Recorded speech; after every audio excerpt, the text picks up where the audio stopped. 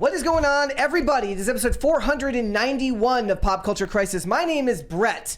I'm here with my co-host. Would you introduce yourself, please? Hi, Crisis Actors. It's Mary. The energy shift that I just witnessed before my very eyes was shocking, so I'm kind of reeling from that right now. She's adjusting. We're back from the weekend, and boy, is it a Monday, guys. We're suffering from a case of the Mondays. Someone's got a case of the Mondays, and that someone is me. How was your weekend? It's okay, Turb. Hey! I had a good weekend. I don't remember much of it. What happened? Wait, why did you give just a shit face this weekend? No, it was just uneventful. Okay. Which is why I don't remember it. That's good. Normal stuff. I mean, how was Veterans Day? My weekend was fine. On Saturday, I sent my dad a text. I said I changed my oil early. That's I truly am an adult. So exciting. I was like, that's exhilarating. I truly am an adult now, and I felt very proud of that fact. Could you say you're adulting? I was adulting. I was definitely adulting. That's very millennial of you. Yes. Yeah, it was fine. Like I woke up today and I was definitely like, it's Monday, got to get back to work. A lot of it was like with the way things went this weekend with the Marvels, like, and I had to like bookmark all of these posts about what was going on with the movie, which all just boils down to the movie's not doing very well.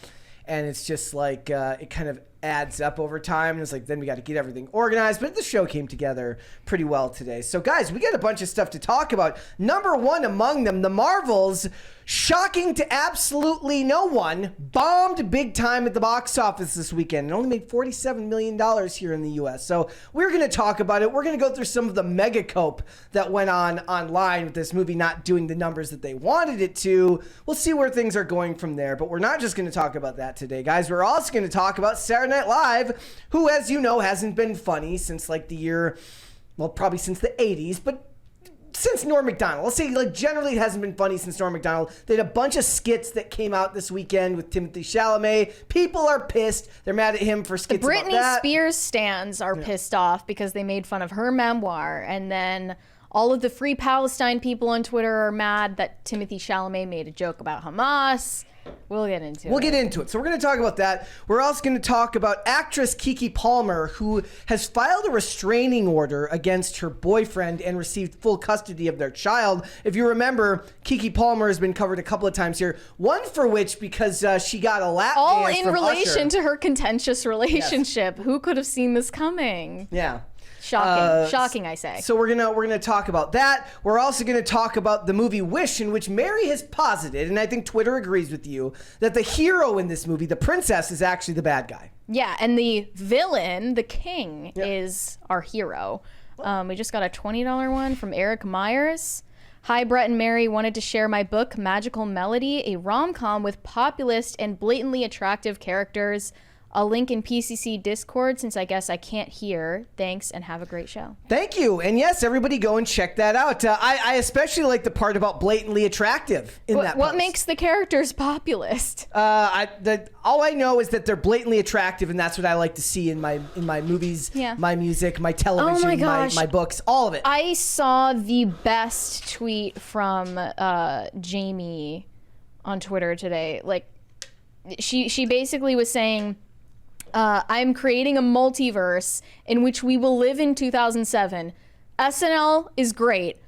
Lindsay Lohan was carrying tabloid culture. You could make jokes about anything and make people cry without being put in a gulag. And you had to be exceptionally beautiful to be a movie star. Body image problems kept you skinny and maintained high standards. Get in, losers. We're making the culture great again. I read that and I felt it. Like, that really hit home. What was your favorite part of it? Definitely, you have to be exceptionally beautiful to be a movie star. Because of the ongoing, yes, the onslaught from stan accounts that are defending Renee Rapp in my mentions. Like, I'll clarify this.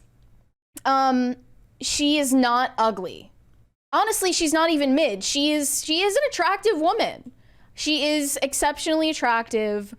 I'll just put that out there. But she is not Rachel McAdams in 2004. She should not play Regina George. No.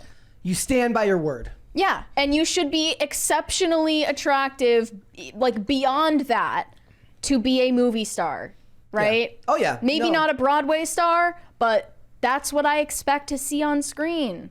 I mean, when it comes to your like, leads, yeah. I mean, I've always been. She's she's on the poster of the movie, and the movie originally wasn't even about Regina. It was starring Lindsay Lohan, which is why she's the front of the poster. So much of it in those. But Regina is now the star of the movie because Renee Rapp is the only one on the cast who's really relevant. Yeah. Yeah, I agree. I think it's one of those weird ones where, like, okay, so I went to Target, and all of the posters, all of the people are just aggressively underwhelming as far as their appearance. And Target is now selling a decorative Santa who is not only Black Santa, which I can look past, but he is Black Santa in a wheelchair. How does he get down the chimney? How? Does the wheelchair fit down the chimney? I don't get it. Is it handicap accessible? You can fly across the globe in one night, but you are in a wheelchair. Maybe he's got like a ramp that goes down the chimney all the way through, and it like swoops out there. It's like when you are the product designer for a decorative Santa who is Black and in a wheelchair, it must feel like you're pulling some kind of prank on us, right? I mean, I think it's just like that's crazy to me. Like the best part is like what they should have done. They should have put that right next to the Happy Hamas bags that from Kmart. How long has Black Santa been a thing? I have no idea. Like I just don't remember seeing that. I've seen the. But that's one thing. Whatever. He's a mythical creature who doesn't exist. Think of him however you want to think of him. Yeah. But why does he have to be in a wheelchair? I was once told there was a war on Christmas anyways, so I don't know. You know what? Maybe Santa is part of that. Look, it is absolutely true. Like, that is probably long before the culture war had a name. There was people working, like me, who worked at convenience stores who had to worry about saying Merry Christmas or Happy Holidays. Okay, I went to, I think this was a CVS, where the workers all had to wear a shirt that says "Diversity is beautiful" or something like that. And it was these two like Zoomer white boys who were like 18. And I said to them, are you forced to wear those shirts? And they were like, yeah. And I was like, that's insane. And they were like, it is what it is. Yeah. Like, you clearly don't think that diversity is beautiful. You're getting forced to wear that shirt by a mega I don't think it's that they don't think it's beautiful. I think it's that they don't care or they don't know. No, yeah, but they don't care. They don't care. They don't care. And you wearing a shirt that says that doesn't convince me that you do care. Yeah. Maybe they're like, look, if you're going to wear it, you have to have at least an actual like vim and vigor for the topic. Isn't Santa Claus based off a real person? It's based on Saint Nicholas, yeah, who was European. But the toy, but the concept, the character as we know now, yeah, who's been morphed into something else, yeah, is a mythical, magical creature. Yes. I guess if you want to think of him as Black and in a wheelchair, you're free to do so. There's an episode of the show Leverage where the character of Nate has like his friend is like a parish priest and gets beat up because the parish is going to be torn down because an evil businessman is going to put condos on it. And the church is Saint Nicholas, and the whole episode has the character of Parker talking about Santa Claus doesn't look nice. They're like, it's not Santa Claus. The whole episode is them saying it's not Santa Claus. Yurishima Otaru said, Mary, Santa is based off a real person. Oh. Yes, but Santa, I hope no kids are watching this. Cover your kids' ears. Santa is not real. So that MF Santa is not real. I have a question. Are you gonna participate in that with your kids? In with kids, is Santa Claus? Santa? This is becoming a real discussion people are having now, where they're like, "I'm not telling my kids that Santa Claus is real." It was kind of just a given, right, for the parents of generations past, right? Like they didn't think about not teaching their kids about Santa. Now people are like actively choosing because they're like, but it would be lying to your kids. I think that's a kind of a stupid mindset. And as a kid, I never believed in Santa anyway. I just enjoyed the story. Maybe that's not all kids. I was a particularly cynical kid. But Really? yeah, Shocking. you would have never guessed. You? But I never believed in Santa. I just, at some points, I chose to believe the story. You know what I mean? Because it's enjoyable. I'm going to be completely honest. If I was to do a character assessment of you, and I would and you had never told me that, one of my general outcomes would probably be, at having known you for as long as I do, is like, she probably never believed in Santa Claus. Yeah. I mean, maybe when I was like 4. Okay. But I remember I was never one of those kids. Okay. But I think kids are smarter than we give them credit for, and they kind of know in their heart of hearts that Santa is not real. Even before they really find out. That's the case with a lot of fairy tales that we tell our kids about. Like, I don't think a lot of kids in their heart of hearts think that the tooth fairy exists. Look, the time zone explanation for Santa Claus worked for plenty of kids under a certain age.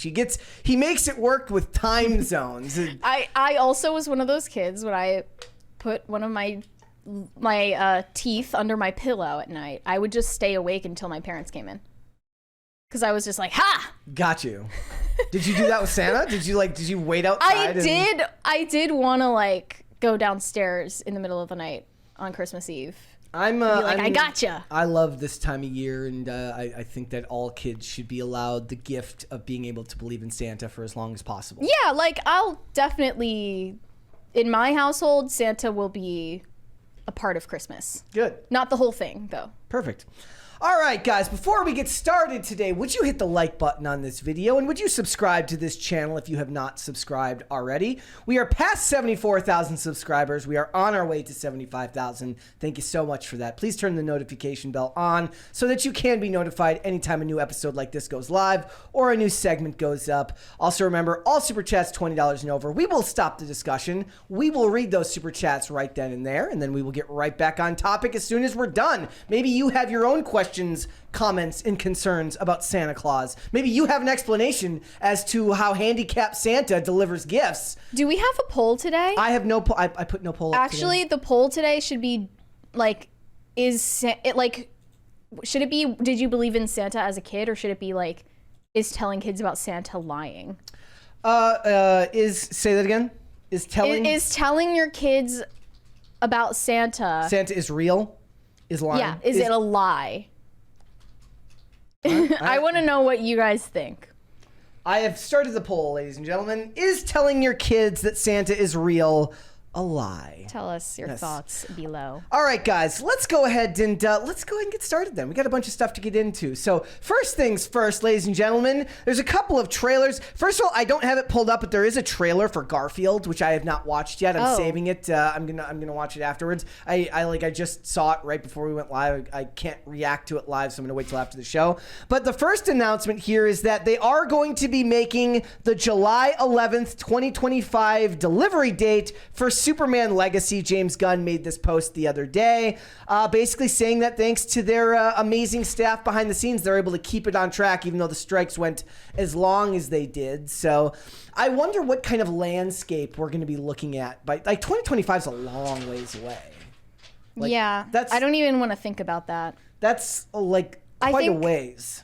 A little under 2 years. James Gunn, is he in the Writers Guild? Yes. Okay, yeah. I think he was working during the strike. I think he was writing during the strike. Oh yeah, absolutely. For they're sure. going to be working on that. So we'll see where it goes. It'll be interesting to see. Andy Senior said, "I'm excited, but can we be ensured that David Zaslav won't dump your work in the bin for tax credits?" They're always worried about those. Yeah, one said, "I'm sure it'll make a lovely tax write-off." Heart emoji. That's becoming their big thing, is constantly writing things off. Look, I got no problem with these studios doing that. Look, it's their business. It's their money. They spent the money to make it. They can do whatever the hell they want to do with it. Yeah. It's their business. All right, guys, go and check out the trailer for Zack Snyder's Rebel Moon, which has come out. It's for Part 1, A Child of Fire. I decided to put up, now whenever I want to get the general consensus from people who watch this show at least, I'll usually put a trailer or something or an announcement up on my page and then just ask for people's thoughts. and then I can gauge like where the interest is, how much do people care about this. I didn't get as much like actual feedback on this one as I get on some of the other stuff that I ask people about, like what are their thoughts on this. People didn't seem to really have a whole lot to say, other than about half of them said like, look, it looks like a Star Wars ripoff, but it looks like it's high quality, high budget. And then another half of the people said, look, the girl power is strong with this one. Again, in sci-fi, that's not a problem. And when it's a new character, that's not a problem. Where the big issue lies is when you race and gender swap a bunch of characters. But if the idea here is that Rey is a new character. But nobody liked it. That's bad writing, right? That's part of nobody wanted that character to lead the sequel trilogy when you still had Luke, Han, and Leia. I finished the prequels, by the way. This is going to be a little bit controversial, but I feel like Obi-Wan not finishing the job with Anakin, not just going killing him like for sure. It's a bit of a plot device. Maybe a massive plot device. What is your overall rating of the prequel trilogies? Like, how do you feel about it? The first episode 1, I did not like. Okay. I think it dragged, and it felt like it was being marketed as a kids movie. Yeah. Which is understandable because Anakin was a kid in it. Yeah. But the amount of Jar Jar was jarring. And I didn't like that one. But the next 2 were good. I mean, overall, I can say confidently now that I am a casual enjoyer of the original Star Wars and the prequels. People will love it. People love it. I'm not a fan. But a casual enjoyer. A casual watcher. The point is, people here are saying that, like a lot of the people were saying, like it's a female character. It seems very modern in identity politics. Look, that doesn't. If it's a new character, that doesn't really bother me. If the movie sucks, it sucks. Well, it's because the well is poisoned with female leads at this point, and you would be safer to tell a male story. Tell a story that stars a male character. Yeah. Yeah. And I saw another comment that said she was a backup dancer for Madonna. Is that the case? I have no idea. What's her name? I don't even know the actress's name. She didn't look familiar to me. Sophia Boutella? It is Sophia Boutella. Okay, yes. She was also in one of the Star Trek movies. Crap. She's actually like a legit actress. Says she went from dancing for Madonna for years and branched out into acting. I don't think people think she's very good, but she's a pretty big name in Hollywood right now. I have no thoughts on it. She kind of looks like Dua Lipa. The trailer is too long. It shows too much, which is a common problem with Zack Snyder properties. Like one of the things that ruined Batman vs Superman is they made like 3 trailers, one of which revealed Doomsday when they never had to do that. And they released too many trailers, which was a problem, right? And I think he's on the same path here. This should be the only trailer that comes out for this movie. There should not be any more. We're getting close to the release date of the film. It comes out in December. There's no reason to release another trailer. There's a $20 super chat here from Bucky Ducky. Can you read it over there? I can't see it. It says, it's not letting me, hold please. No, it's not letting me. Mary, the point of Obi-Wan on Mustafar was that he I can't read it. It's not. We're gonna have to wait for it to come up. Hold on. Everything he did was wrong. I'm actually working on a video to explain it. He messed up as a whole. Not killing Anakin was just the last mistake he makes there. I've got like, some delay on here. It's not letting me pull up super chats. I guess the point is, it was too difficult to bring himself to do it. Yeah. And he made the reasonable conclusion that he died anyway. But still, it's a plot device. Yeah. Yeah.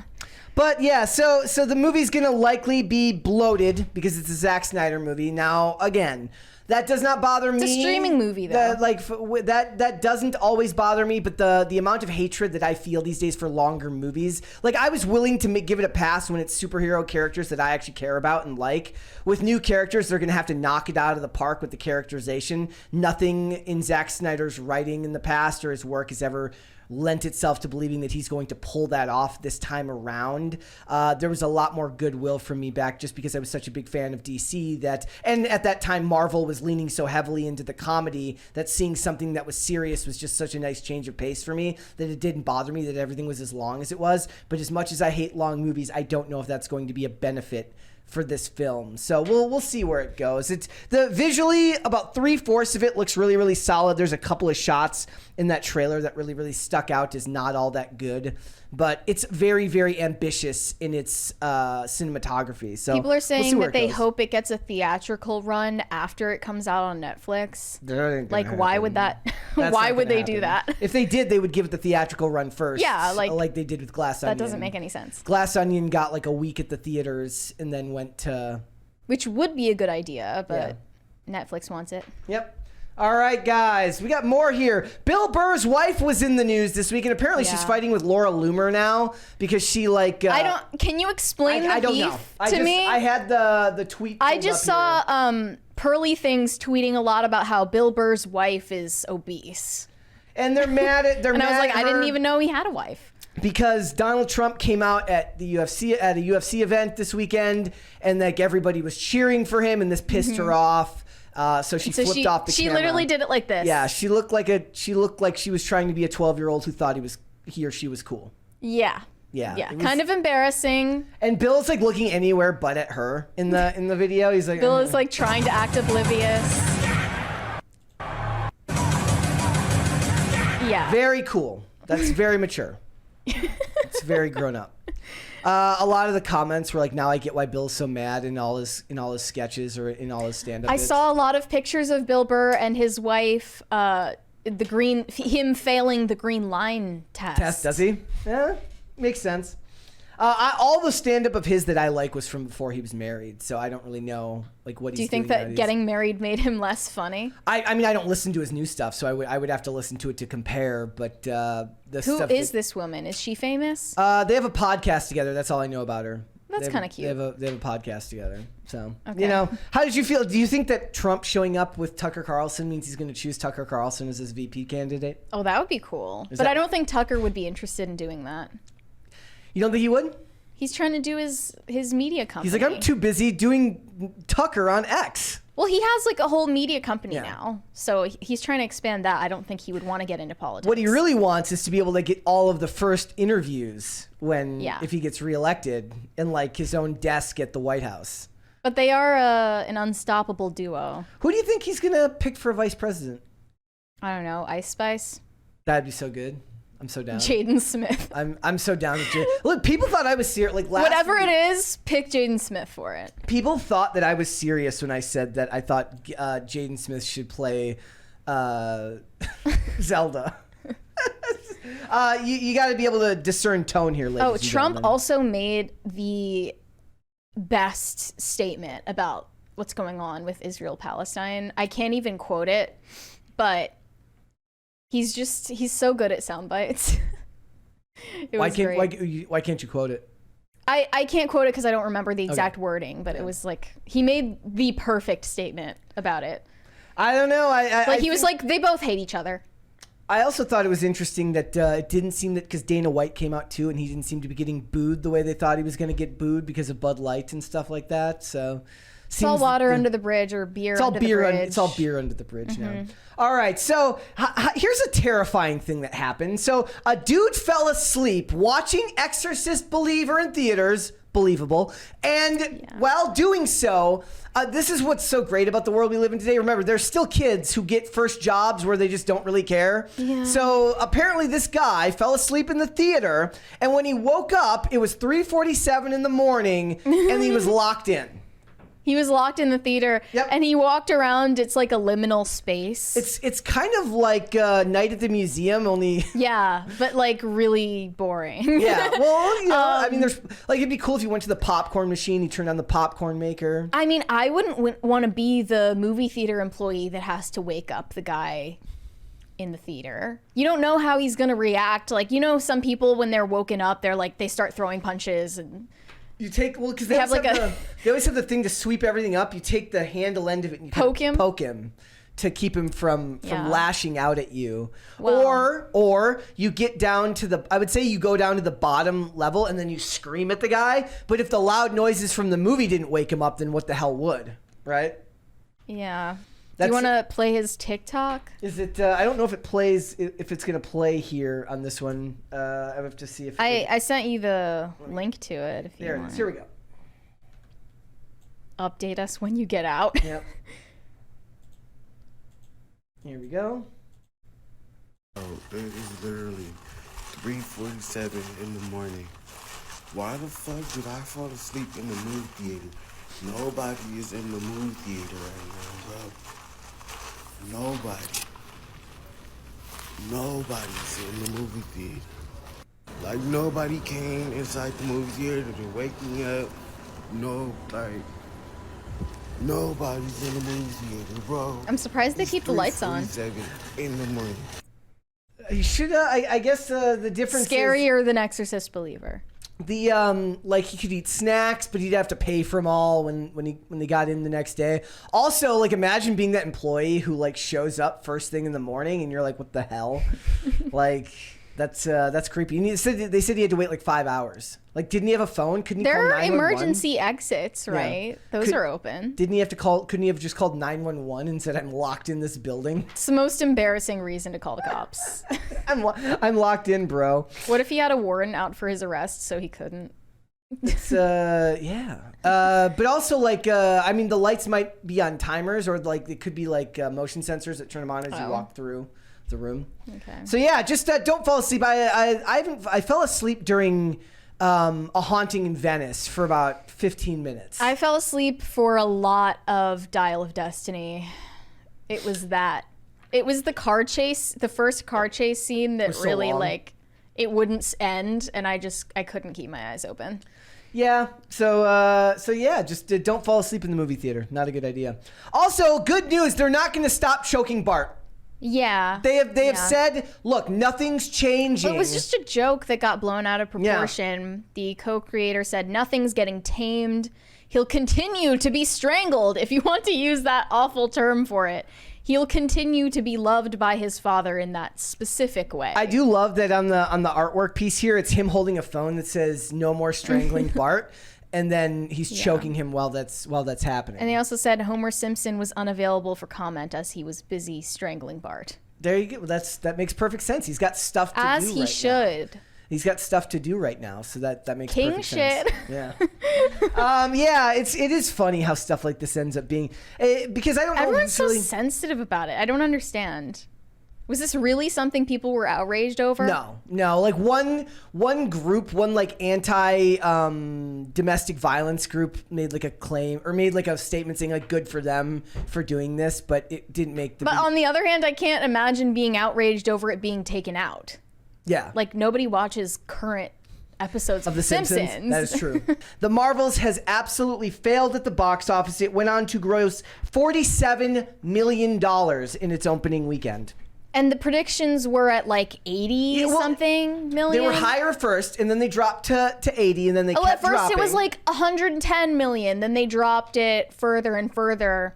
This is the lowest MCU opening weekend of all time. Yeah. And Variety says this proves it's not a bulletproof franchise anymore. I mean, they've lost the formula. Ant-Man and the last Ant-Man movie proved that. They've been losing money, but the media wasn't willing to admit it until now. It made $47 million domestically, $63 million overseas. It only made $110 million total. They said that they were hoping for it to make at least 140, and it couldn't even get that.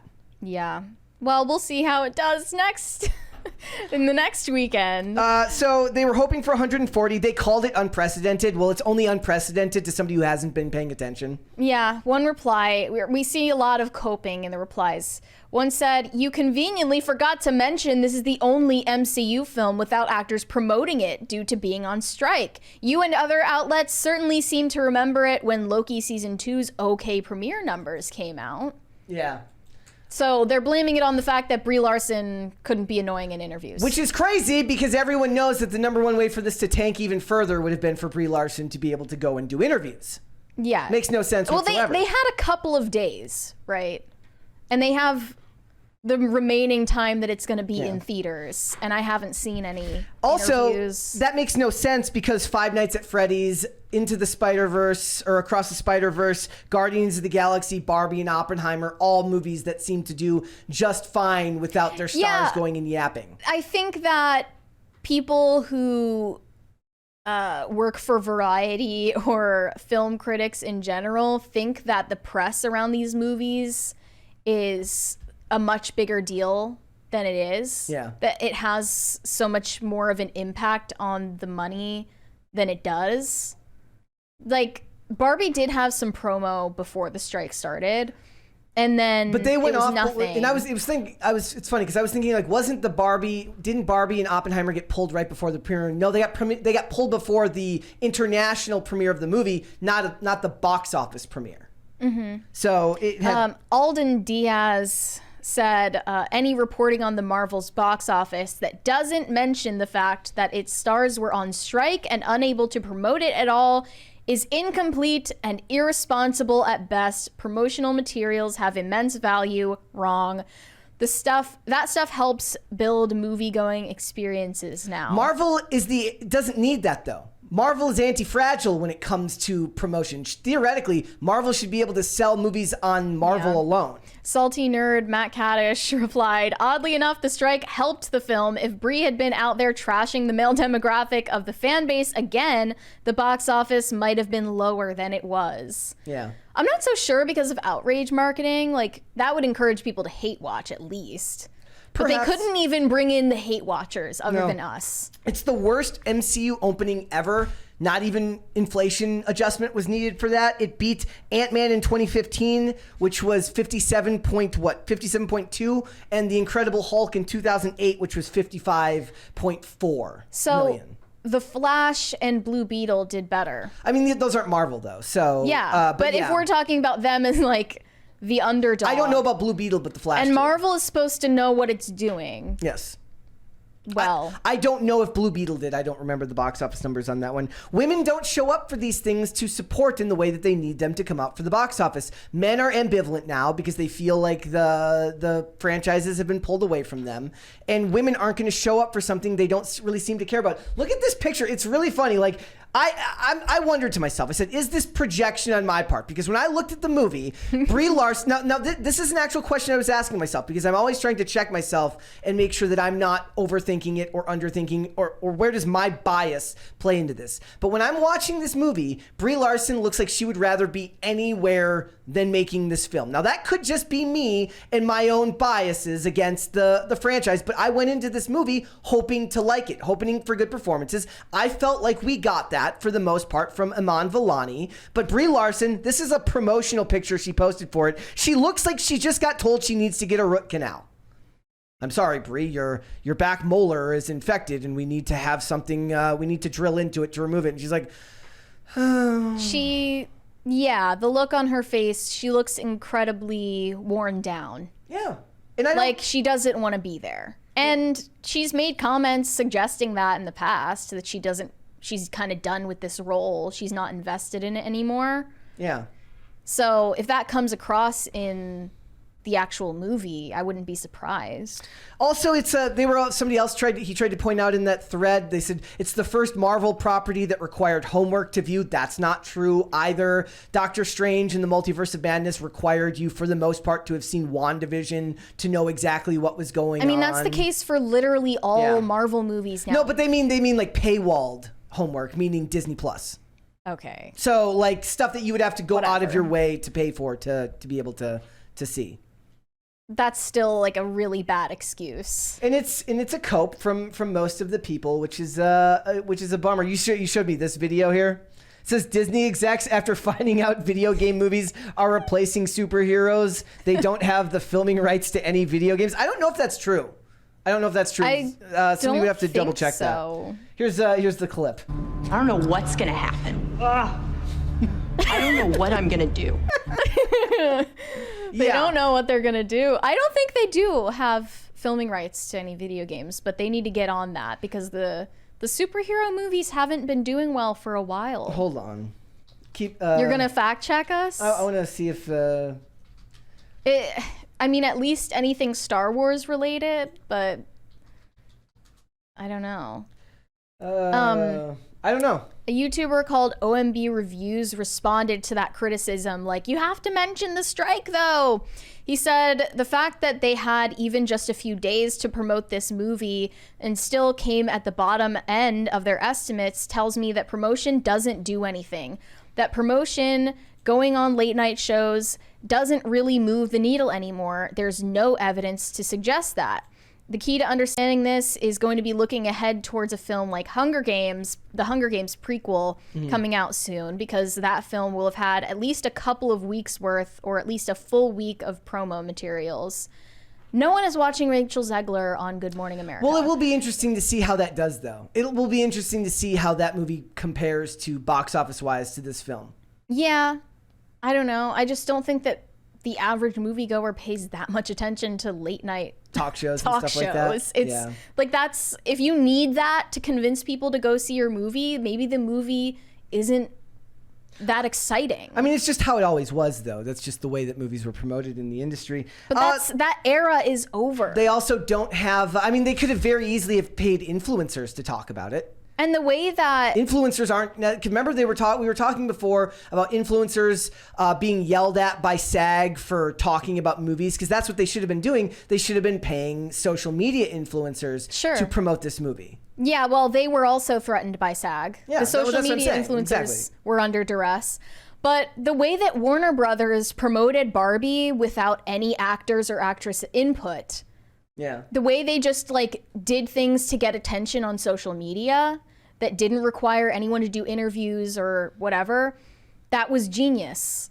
So you can still make promotional materials without interviews. Yep, and it's better that way, I think. Barbie proved that. Yeah. There's also Valiant Renegade posted this. It says, the bots are getting really stupid. Someone needs to rewrite the algorithms for these things. This was just posted under my live show comments from today. It says, 80 million for Disney. The wait definitely turned out to be worth it. It is long delayed Marvel tentpole Black Widow came storming out of the gate with a huge $80 million opening at the North American box office. So they can't even get their bots right. Yeah, that was written by ChatGPT. Must have been. Must have been. So, yeah, people are going to go back and forth on it. Smashing the previous pandemic era record. And none of this is going to change anything. Everything's going to end up being the same problem down the line. Everybody's going to make excuses for why these even in that poster, Brie Larson looks like she wants to die. Yeah. They look unbelievably out of, like they don't want to be there, like they're not having fun, like none of it is worth it to them. We're going to hear that they didn't get along on set. Maybe. Later on. But people came out to make excuses for why this movie didn't do as well as it did. Right now, obviously, so this is where the box office looks at for Marvel movies at the bottom. We're looking at like Incredible Hulk, Ant-Man, Captain America, The First Avenger, based on opening weekends. If you go to Lifetime Gross and you look at that, and you go to the bottom, these you don't count these ones at the over here. These are re-releases of other movies. But we've got The Incredible Hulk, Eternals, Captain America, The First Avenger, Ant-Man. It'll probably end up somewhere a little bit over that once it gets to the end of the box office based on it'll probably make it in the bottom 3 or 4. Mm-hmm. So even Variety's on the same page with us. They said the strikes hurt the film's marketing, but that's not what is driving these numbers. Yeah. It's lack Anyone of with a brain can see that. It's lack of interest and lack of chemistry with the leads. It's all sorts of problems. It's the fact that it feels shoehorned. None of it really works. But it doesn't go unexpected. It landed as low as I expected it to go, and that's kind of crazy. Usually I expect it to end up, because Marvel fans, like, what is the actual Rotten Tomatoes score from the fans? That's what I want to know. Like, it was really high, which shocked me. And Vera said there are a lot of fake positive reviews on Rotten Tomatoes. But I mean, we can't verify that one way or another. But yeah, so it's sitting at 84. Yeah, and it was 85 on the day that we reviewed it. And we know that they, at least that it was shown before, that they did that with the same thing with Captain Marvel, meaning that they changed the algorithm on Rotten Tomatoes to protect that movie. Whether that actually happens here doesn't matter because before it made $1 billion. So the question was, how do these reviews stack up, what we believe are manipulated reviews against this box office that doesn't seem like it actually was going to make $1 billion. But the problem is now they don't have Avengers Endgame or any of the goodwill that Marvel had been building up over the previous 10 years. And the result is a movie that makes $47 million in its open weekend on a movie that was a budget of $300 to $350 million. It's never going to make its money back. It's going to be one of the biggest flops they've ever had. So, all right. Why did the Incredible Hulk do so badly? It was just so early in the. It was so early in the MCU. I don't hate that movie. If that's the Edward Norton one, it was been like right after Iron Man, and the MCU wasn't the MCU that it is now. Yeah. So, all right, let's go to Super Chats. Shane H. Wilder said, had a great weekend. My parish had an outdoor festival that ended with our priest being covered in 600 cans of silly string. Love it. The sacrifices you make for the Lord. Bucky Ducky said, I was a particularly silly kid. I believed in Santa, the Tooth Fairy, and such for way too long, but now I'm a total conspiracy theorist. Those two things could be correlated. One more. Iman Vellani shares the same soul as Mary Morgan plus super cute said, what do you think happened to the writing in the Marvels? Did Feige undercut the film with Dar-Ben unceremoniously exiting just to get the X-Men in?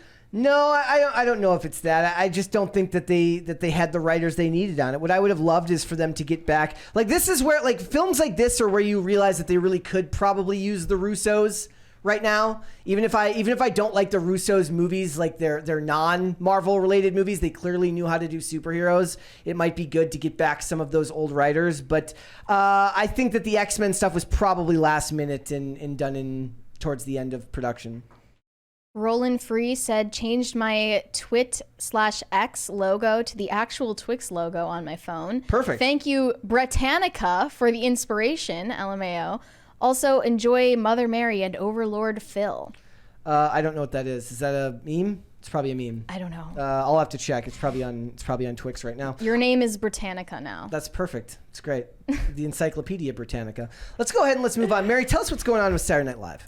Well, if you're surprised that SNL is still a topic of conversation in pop culture, so are we. I'm right there with you.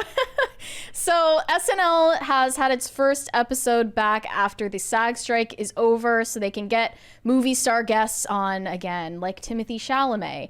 He hosted this one, and a couple of skits really pissed off the internet.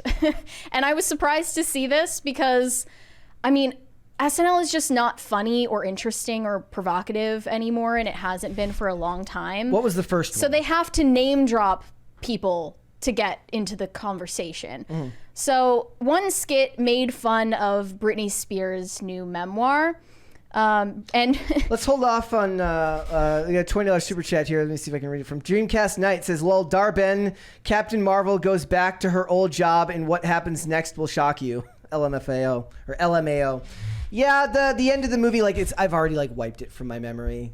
Like the end of that movie. The post-credit scene? Yeah. Like no, the whole movie. I've already pretty much wiped the whole thing from my memory. Into the vault. Yeah. Into the vault.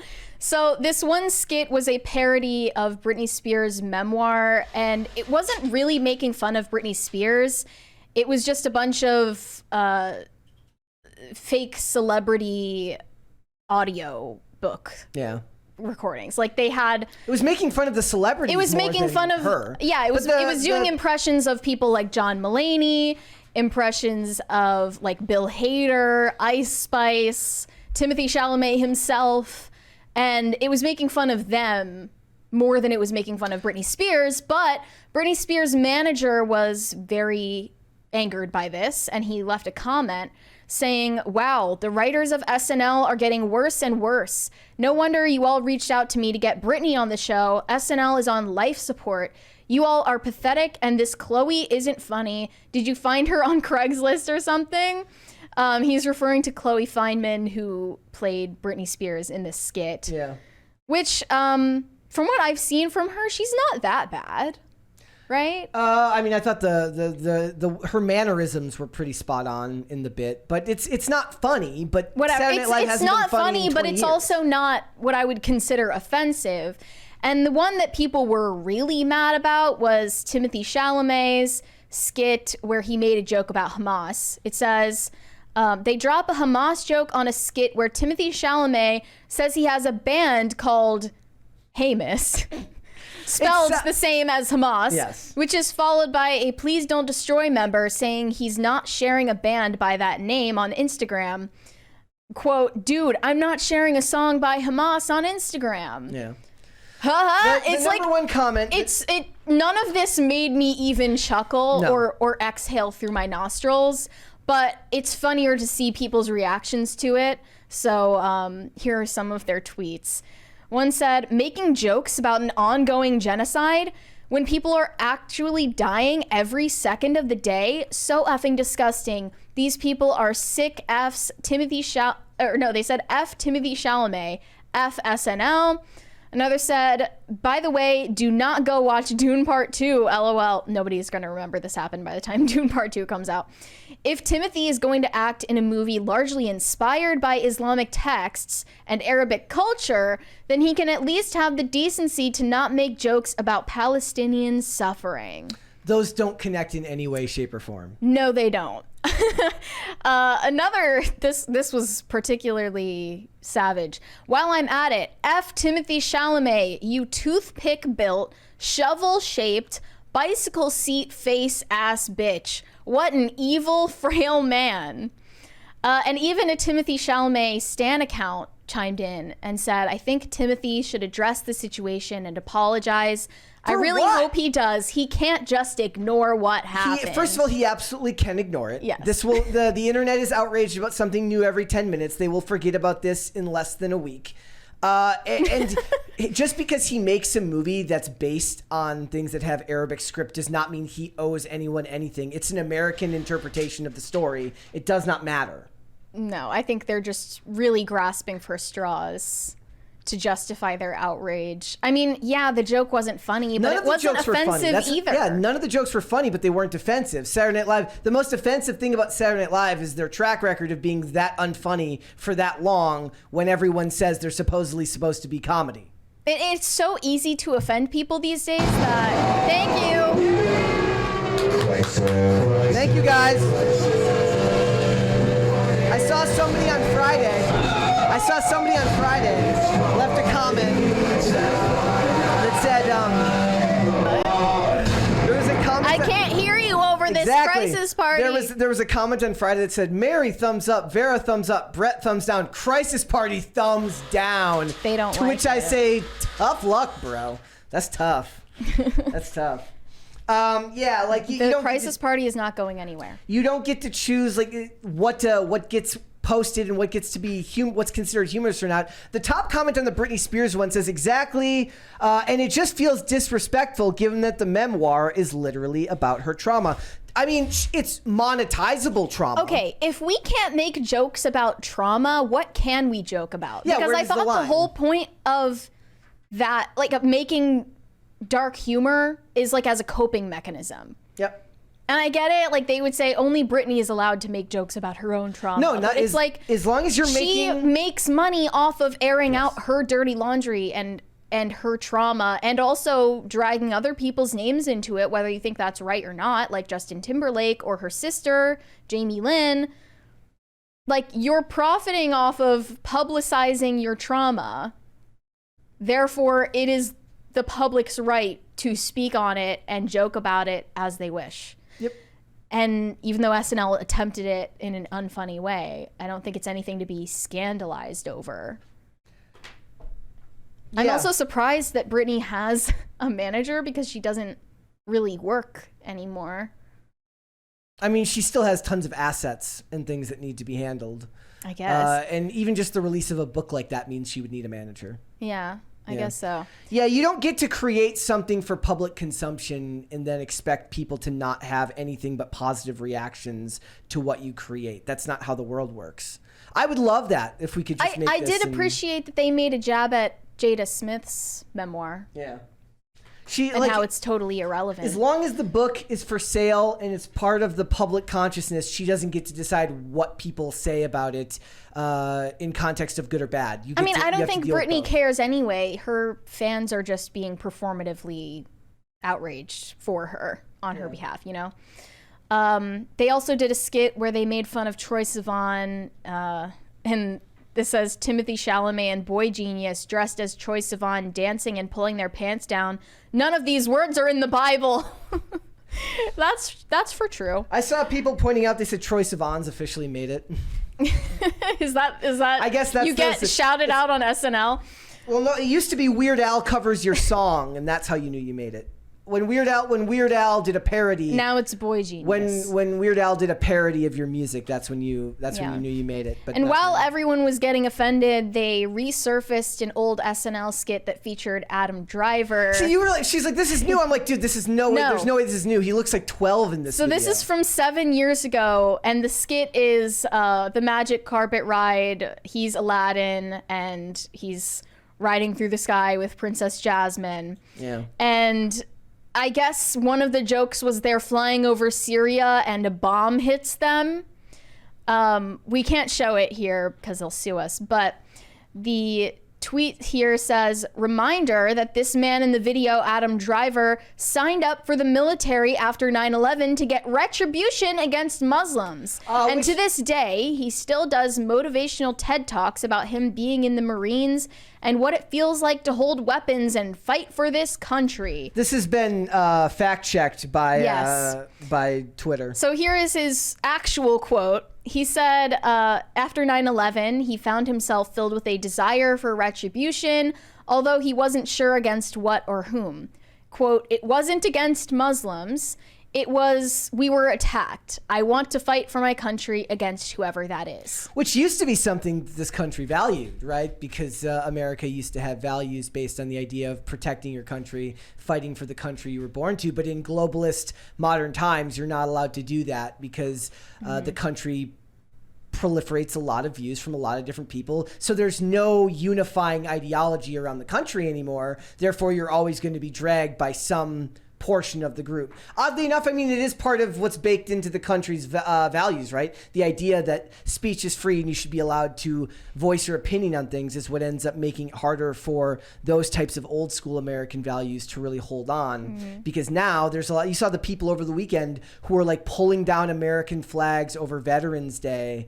I didn't see that. Yeah, in New York City, but not surprised. That's what we have to deal with because we do believe that speech should be free and that you're allowed to have your to believe what you want, to practice the religion you want, and say what you want. And his views were not bad in 2001. They're not bad now, and they certainly weren't bad in 2001 or 2002. But they're dragging him because it's convenient to the Marxist ideology that's going on right now between America's support for Israel and then the pro-Palestinian people that are fighting it. I don't know why anyone would be surprised in general at SNL making Hamas the butt of the joke. It was barely a joke. Whatever. It was their attempt at a joke, their poor attempt at a joke. Because Lorne Michaels is Jewish. Yep. Just like you wouldn't be surprised to see pro-Israel coverage on TMZ because Harvey Levin is Jewish. Yep. We know where their biases lie. Like, why would you be surprised by that? Nor should you really have, like, as long as they're honest about what their beliefs are, I have no problem with that either. Also, I mean, do you think that Timothy Chalamet sat and thought, like, I have to worry about my image? Like, is this joke going to make me... I feel like they should these days. If they were smart, they would. But, like, he's not going to... Like, it's possible that he turned down other jokes, but I doubt it. Yeah. Yeah.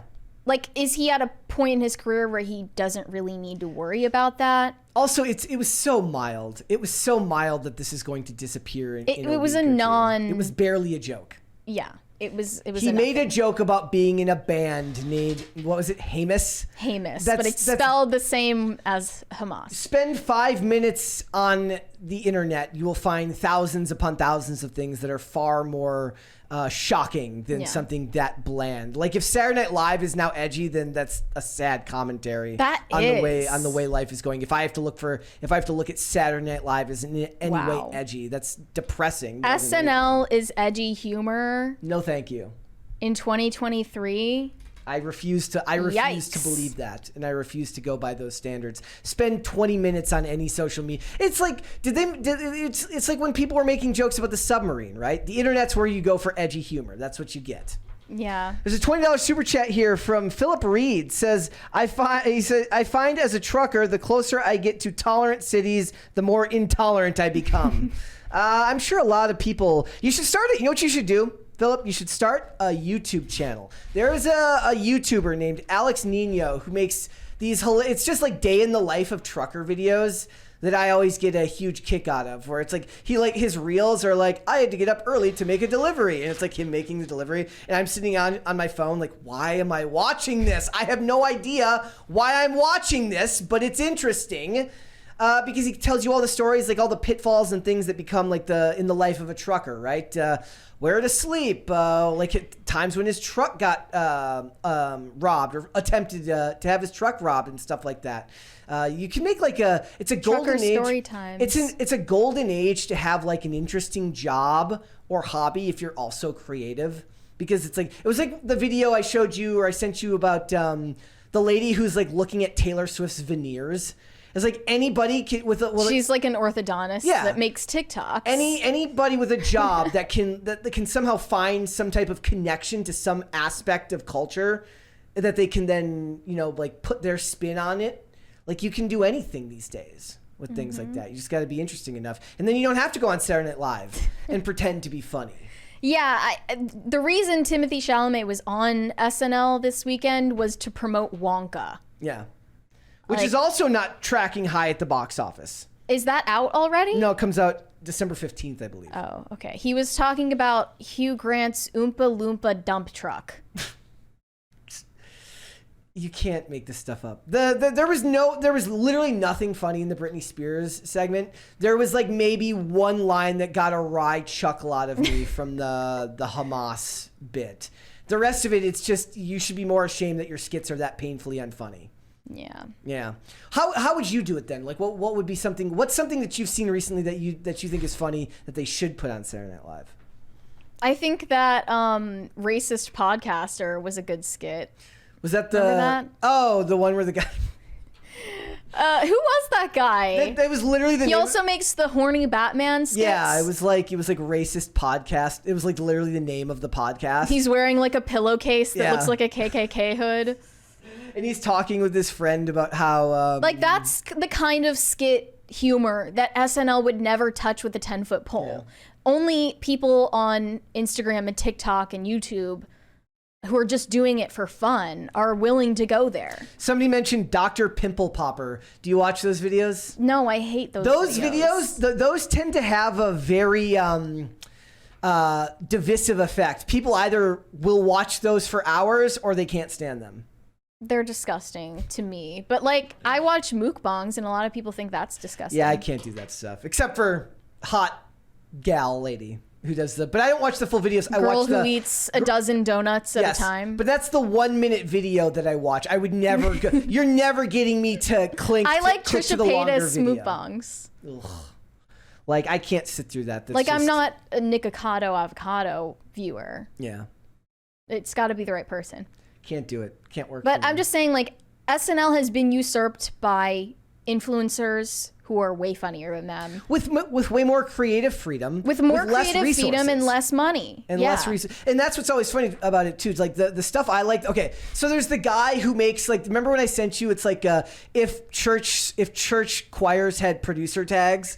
And it's like, the guy who does it's stuff like that. Or the submersible song. Yeah. The guy did a new one where it's like when your dad sings a rap about getting divorced and it's like a certified child support classic. Like that, like way less resources, have to put more thought into what you're actually making, and people appreciate the fact that it's not the lowest, even if it's the lowest common denominator in humor, it's still more work because you don't have the endless money and infrastructure to make it. And I like the best stuff that I watch ends up being stuff made by people who make it in their apartment, and all the stuff you end up seeing is stuff like I watched this one where this guy and his girlfriend, where it's like you have to make your girlfriend. It's done like an MMORPG. It's like you have to make your girlfriend not angry anymore, and he's always paused like a character, and then it's literally done as if you're watching a cutscene. And it's not like it was done with like a bunch of people. It's a cameraman, it's them, and it's a bunch of work done in post-production, but it was just done in their apartment. And I watch stuff like that, and I'm way more interested in how they make that work than how 10,000 people make a Hamas joke on Saturday Night Live. Right? And maybe that's also part of it too, is like when you watch people who just create with their phones or it's there's the one guy where it's like watching TV and he turns on the TV and it's a guy who just reacts to crazy ads as if they're like, a lot of them are like fake ads, but like he's like pretending he's like watching them as if they were real. And I'm always like, look, it's not even super high production value, but more thought goes into it because the guy has to go look for the resources. He has to react. Like, I like that stuff. And it just feels like you have more of a soft spot for like independent creators. Yeah. And that's why SNL's ratings have been going down, plummeting further and further. And that stuff is also going to always kind of be the last bastion of decentralization, right? Even though you're all looking at it on these platforms, I guess you could say that it's centralized because it's on what? It's on TikTok or it's on Instagram or something like that. You're still watching something that was the product of a couple of people's ideas that get brought to you on one channel amongst millions of channels. Whereas when you watch Saturday Night Live, it's a bunch of people's ideas on one channel on a handful of network television channels that are curated for you, so you know that what you're getting is like the sloppest of slop. Which is but still corporate approved. Exactly. Like still advertiser approved. It's like when I pointed out that, like, look, as much as you might think Eminem was edgy, he was still the establishment even back then. They were playing his songs on the radio. It was just more allowed back then to be edgy in the mainstream because the industries as a whole were still probably slightly more conservative and becoming more liberal by the day. So, all right, let's go to Super Chats. Urashima Otaru said nothing has ever improved with Snyder's involvement. Look, you're not. I don't know if I'd say you're wrong or you're not wrong. He definitely has a very, very hardened core fan base that love everything he does. I make no judgments past the fact that I think the movies are too long, but I appreciate the fact that he takes his work very seriously in an age where every single movie in these genres seems to have to crack a joke every 5 minutes. It's what I liked about The Creator, that it took itself seriously. So we'll see how it goes, but it's definitely going to end up being way too long. I can already tell that. If it's part 1 of 2, it's probably like 8 gazillion hours long. Yeah. Shane H. Wilder said, I can't blame him for falling asleep at Exorcist Believer. I would have too. Yeah, I had no interest in seeing it. Patriot American said, how old is her pops and isn't he married to her mom? WTF. Most black women I know would skin their boyfriends alive if they found a porn stash. Well, what about like you're like skinning your daughter alive for like airing out family's personal business on a public forum? Yeah. Shane H. Wilder said she shouldn't have recorded it, and it also shouldn't have been in the house. All my dad had hidden away was his military records. Well, yeah, I mean, I'm not here to talk about I think everyone's going to fall where they're going to fall in the morality of what he had in his possession. What we were here to talk about is why the hell would you post that? Yeah. Did you hate him? Did you just hate him so you wanted to laugh at him and deride him in public? I mean, that's certainly possible. Like, how is that somehow cool? But like a guy who wants to keep his private life private and never asked for it to be aired is normal. But then people are like, I want to have my OnlyFans, but also be treated like a private citizen because my private life is my private life, even though I'm selling it to the public. He wasn't saying that people need to, he wasn't advertising this stuff. It was his private business. freaking crazy. Dreamcast Night said, "LOL, Darben. Captain Marvel goes back to her old job." You read that one? We read the one. Let's Okay, let's rolling hold off on the rest, and we'll come back after the fact. Why don't you tell us what's going on with Keke Palmer? Well, I'm sure you guys remember when Keke Palmer got really up close and personal with Usher at one of his concerts, and it exploded in the media. Her boyfriend, Darius Jackson, objected to what she was wearing, saying it's not appropriate for a mother. But I think he was mostly angry that Usher was kind of trying to make some moves on Keke Palmer at the time. Well, now we have news about their contentious relationship. They split up in October, but now she has gotten a restraining order against Darius Jackson, and she has been granted temporary sole custody of their son, who is 8 months old, named Leo. And they've found from her filing some footage where he appears to be attacking her in her home. She alleges that he's been physically violent to her, including an instance where he trespassed her home and threatened her before, quote, lunging for her neck, striking her, throwing her over the couch, and stealing her phone. So that incident allegedly happened on November 5th. That was only like a week and a half ago. So it's kind of shocking that this is just now coming out. And she included footage from as far back as February 2022, where he appears to be attacking her, but we don't have the footage. We just have some blurry screenshots. We don't really know what's going on. And a lot of people are saying that they saw this coming because of his controlling behavior about her, cozying up to Usher, and he seemed like he was insecure because he was saying that she shouldn't wear revealing outfits, and we should have known all along that he was this awful abuser, and he's finally been exposed and justice is being served. But he wholly denies that he's been abusive to her in any way, and we can't really know the truth. And this is only a temporary restraining order anyway. They're going to be doing a hearing in December. So this is just a temporary thing. But I saw some tweets reacting to the news. One said, controlling a partner's clothing choices is a major predictor of domestic violence. It's curious how men will always defend these lighter abuses, which typically precede physical violence, and then chide the woman for not seeing the warning signs. Is there like, I hate to be that guy, but can I get a source, bro, on that? Like, is there like some, it's like this thing that I saw over the weekend where it said, I'm so mad I'm not going to be able to remember it now. It said, it was like one of these things where it said like, it was like a TED talk, right? And it says like not being able, like trans individuals not being able to pick their bathroom have like a so-and-so higher percentage of suicide. And someone's like, how do you even know that? Because how do you actually get the stats if the people are like based on suicide notes? Like how would you even know that? Right? Mm-hmm. So like, is there some type of proof here that there's actually some type of correlation between somebody who is not necessarily a fan of how she dresses and actually physically harming someone? Because that's an enormous leap. If we're looking at that incident in a vacuum, I don't think that there was anything inherently wrong with what he was saying.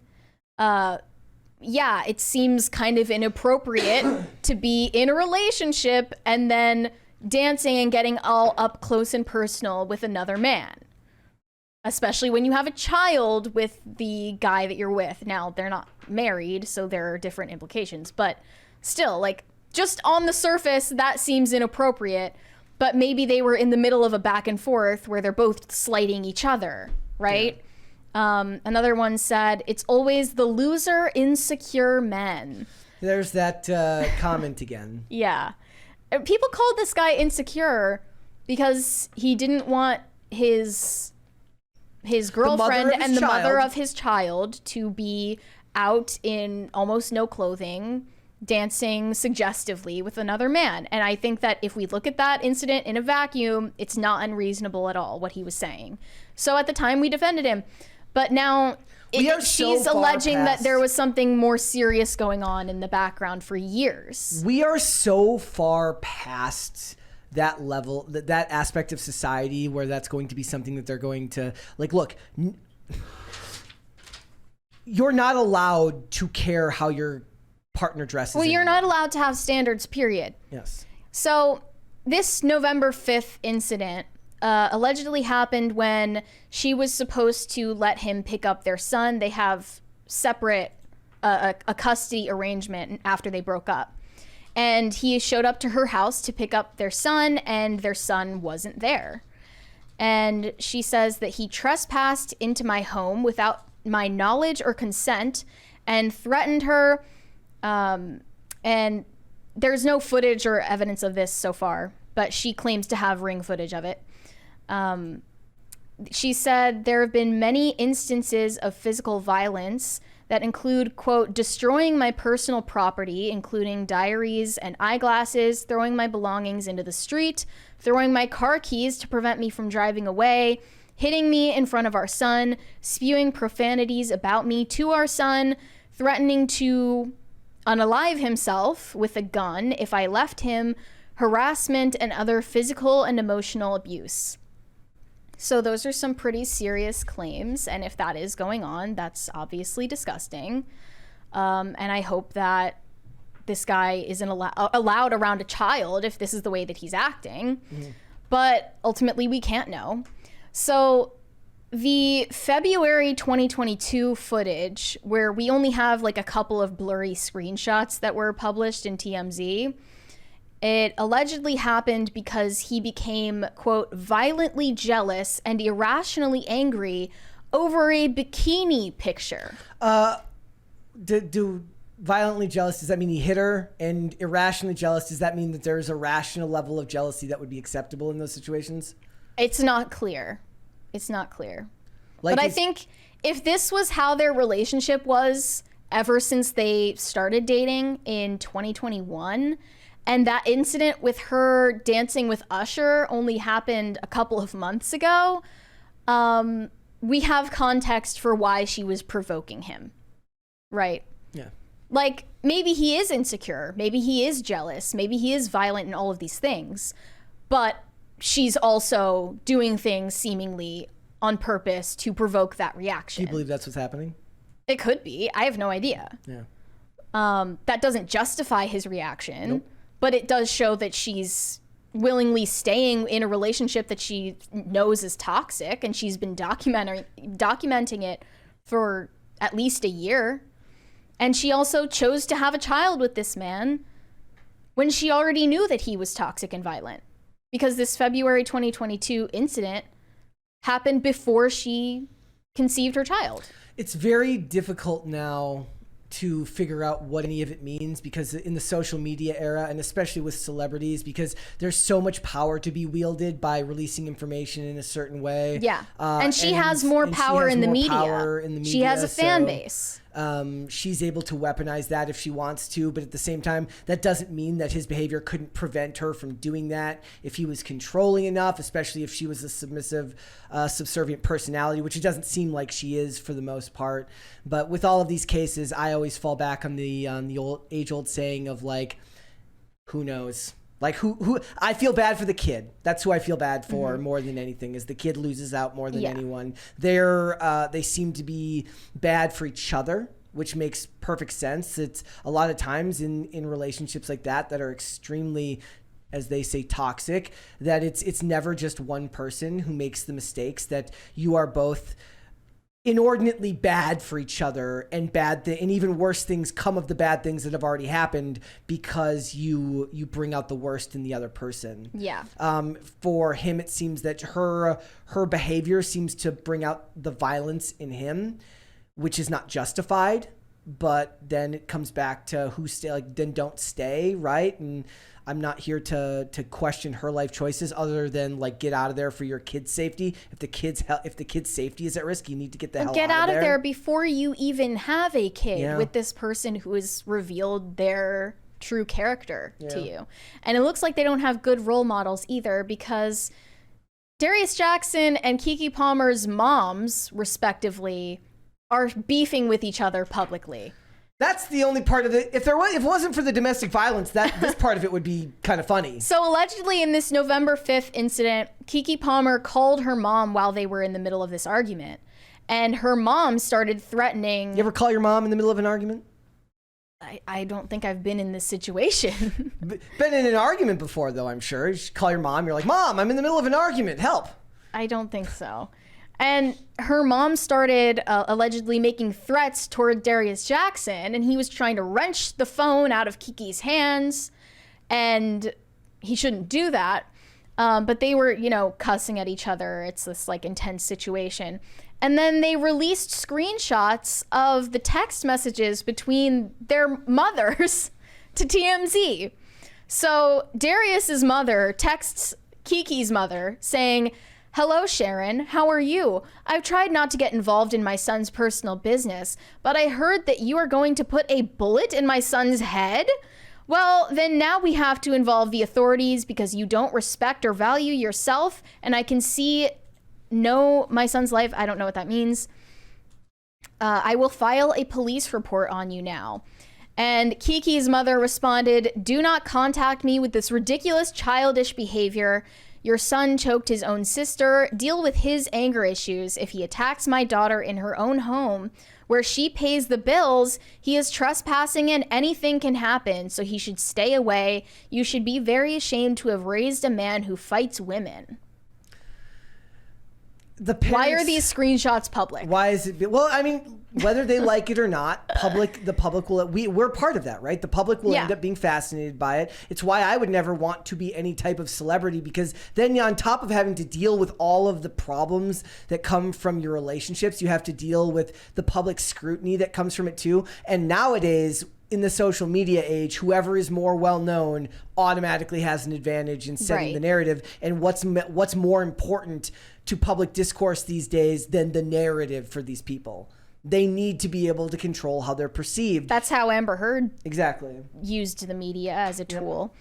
And even if Keke Palmer is in the right here, it's obvious that she is weaponizing the ring footage and the fact that this court filing is public and people are going to be able to talk about it, and it's not in his favor in the court of public opinion.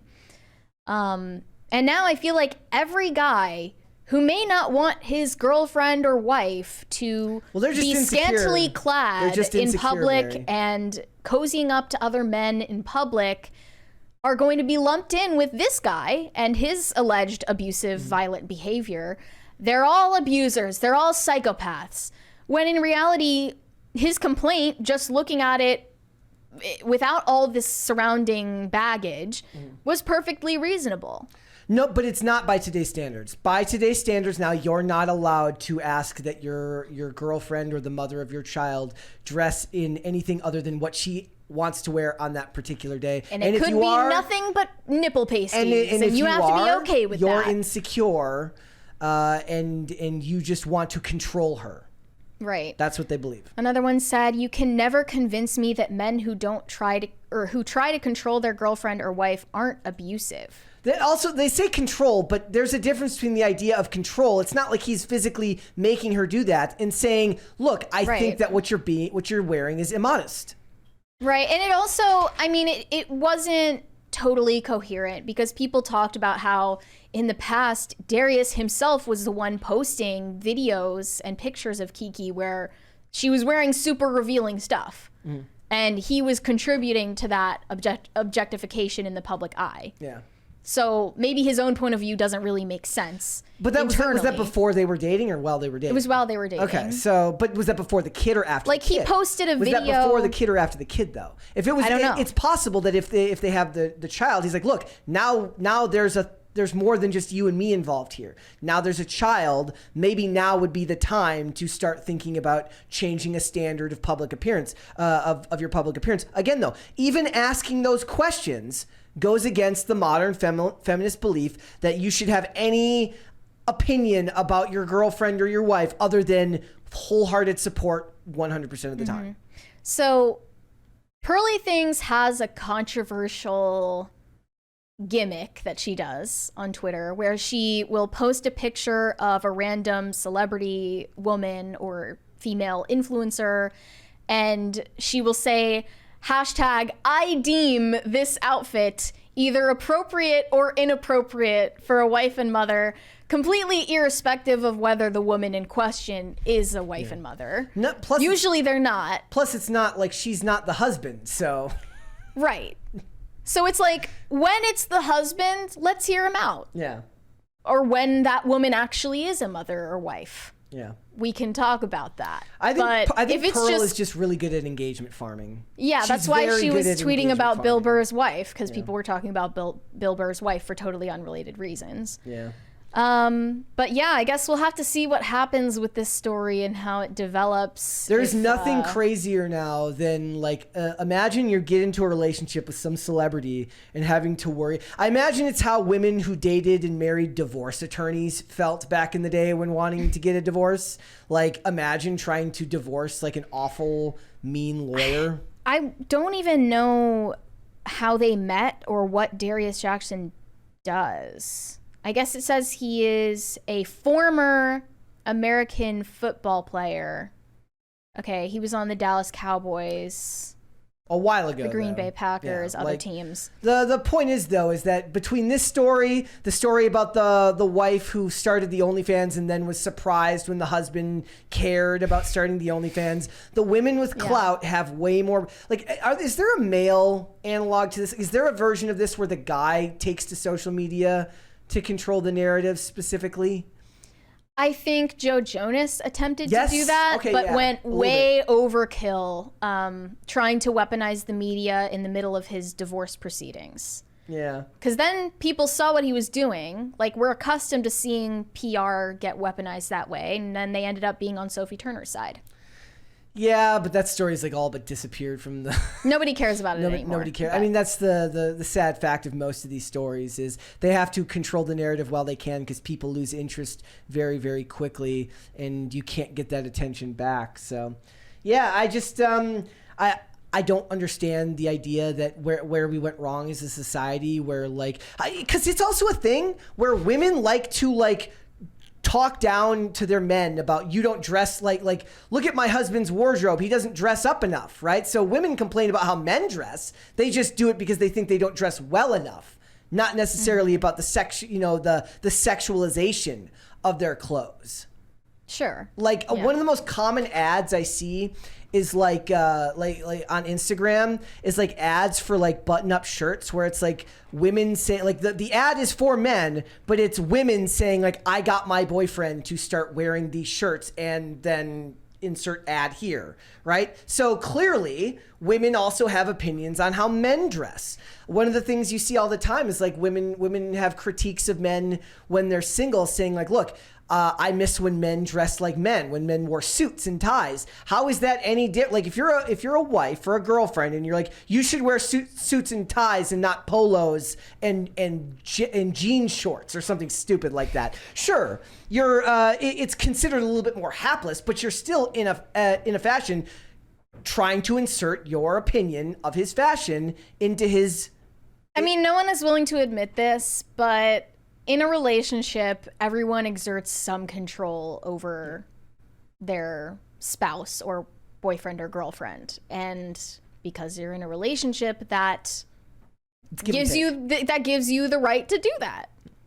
So if you don't like that, if your views on that don't align, then don't be together. It's just and also, to be fair to Keke Palmer, a little bit, this guy should marry the mother of his child if he wants to actually have a claim over the way that she conducts herself, because that says something about you too. Yeah. I mean, do we know maybe he proposed and she said no? Honestly, she would be the type. Yeah. Yeah. That's very Or possible. she would be the type to propose to him. She's like, look, you're not Usher. She really wants Usher. We know the truth. That's what it is. Usher is a menace. All right. let's go to Super Chats. We got a couple there. Roland Free said, Mother Mary and Overlord Phil are just my nicknames for them both. Mary's is based on the guest calling her mommy, and Phil's is because he's based AF. Okay. What guest? That no, it wasn't. Didn't that happen?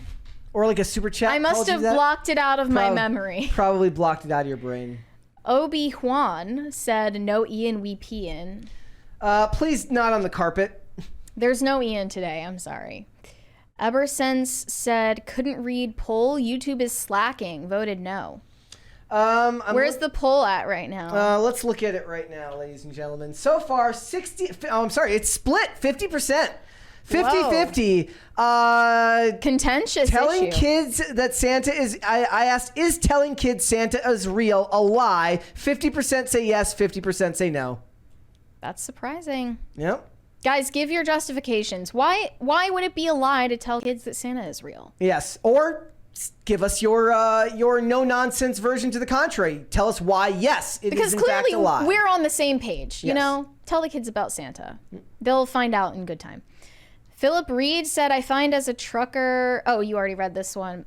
Shane H. Wilder said, speaking of funnier than SNL, Mary, I made a video for Snow White Redneck featuring Brett Cooper and Bambi that went up today. Brett, tomorrow you'll get your Walmart Plus with cart narcs. Enjoy. He put up a poll basically saying like, Okay. vote on which one you'd like to see first, Mary's Snow White or Brett's this one. And of course, Mary's always going to win those polls, ladies and gentlemen. That's always going to happen. So I guess that he'll make that other video tomorrow. I can go and see if I can find it here. Wait, so... Let me see if I can find it on X. I didn't see this. You got it? Can you send it to me? No, I don't. No, let me see if I can find it here. I might end up exposing his Twitter timeline again. I always end up accidentally exposing his Twitter timeline. Here, I just sent you the Instagram link. Oh, I got it here. Here we go. Ladies and gentlemen.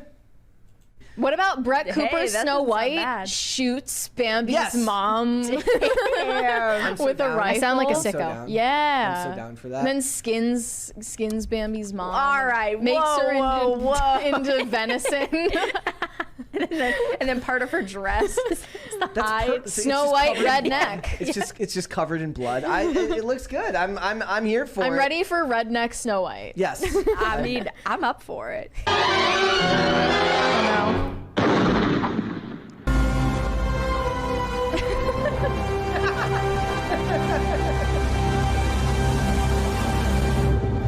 You know what it reminds That me of? face you make when you kill Bambi's mom. It reminds me of, have you ever seen if Harry Potter was an American, and it's all the scenes with the wands, but a guy puts a gun in it. Yeah. Those are fantastic.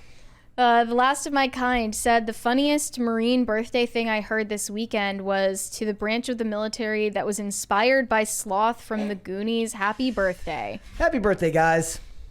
Bucky Let's do one more. Bucky Ducky said, Brett, you're already some kind of celebrity. Nope. No. Keke Palmer and Confused. people like that are celebrities, and I would never want to have to deal. Like, just imagine like all the problems that come with being in a relationship that's falling apart, all of the shitty emotional uncertainty and issues, and then you also have to wonder about how the public perceives it. That sounds freaking awful. Yeah. It sounds awful. Yeah. Let's talk about Wish. Okay. So over the weekend, Disney released the first trailer, Disney released an exclusive clip of their new movie Wish, and it features the newest Disney princess, Princess Asha. And I found out by watching this and the trailer that Princess Asha is actually the villain of this story, and the king she is rebelling against is actually the protagonist that we should be rooting for. We can't show you the clip, but let me describe it. So this king runs his kingdom as a sort of godlike figure where he selectively grants or rejects people's wishes, the wishes of his subjects. And he does it according to what he sees as reasonable, what will be beneficial for the kingdom, but also what will increase his power.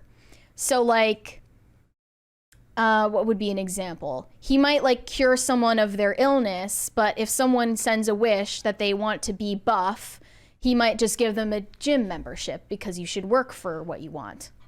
That's perfectly reasonable. Sounds reasonable to me. Perfectly reasonable. And Princess Asha is so angry about this that she just thinks the king should grant everyone's wishes because everyone's wishes matter and everyone should get exactly what they want immediately when they want it Writing and needs get to be instant so- gratification.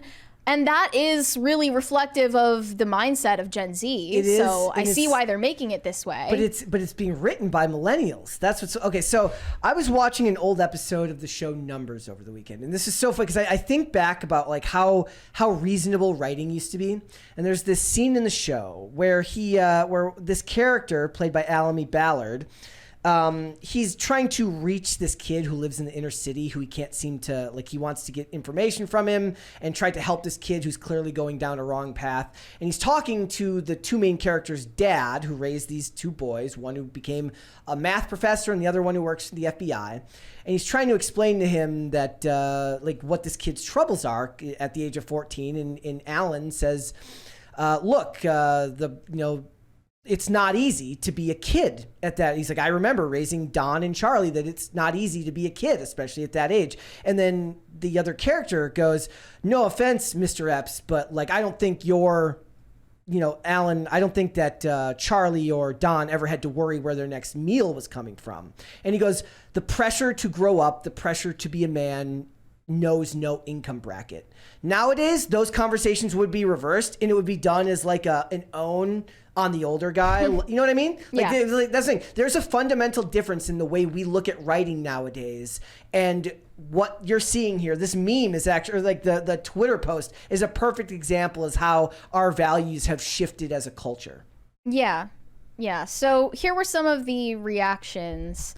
One said, be villain king, manage a kingdom pretty well, have the power to grant wishes, only grant reasonable ones, have a theme song about responsibility, and an empowering girl boss queen thinks it's wrong and unfair. She grants everyone's wishes, and the kingdom goes to shit, understandably. Shocking. And the lesson of this movie should be, when you give everyone what they want, well, society starts to degrade because, you know, sometimes you want things that aren't beneficial for the people around you or for yourself. Yeah. Sometimes when you want instant gratification instead of working for what you want, then you become a don't worse appreciate it. person and you don't appreciate what you have. So the king makes these judgments and he's supposed to be the villain because he doesn't instantly dole out to everyone exactly what they want right when they want it.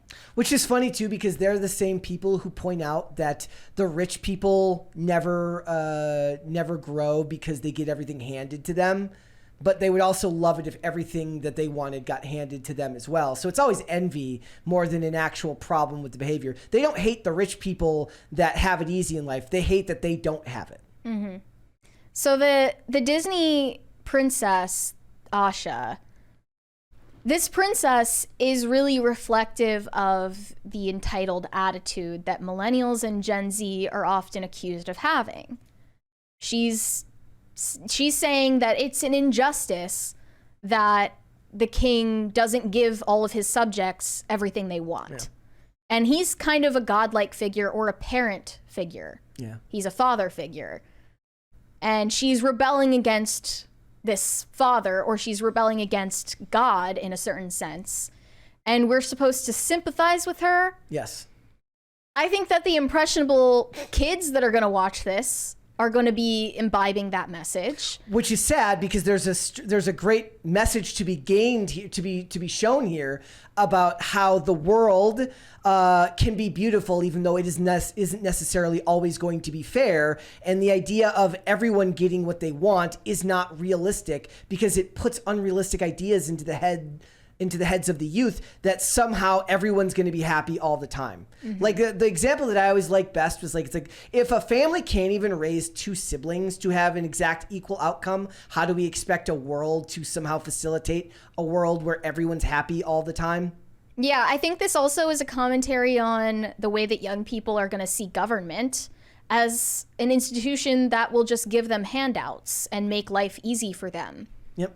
Well, that's it's like whenever me and Andy and Lydia would talk about the discourse around like housing prices, I was like, you do understand that when people make these videos, these defeatist videos, as accurate, as real as they are, about like the reason why millennials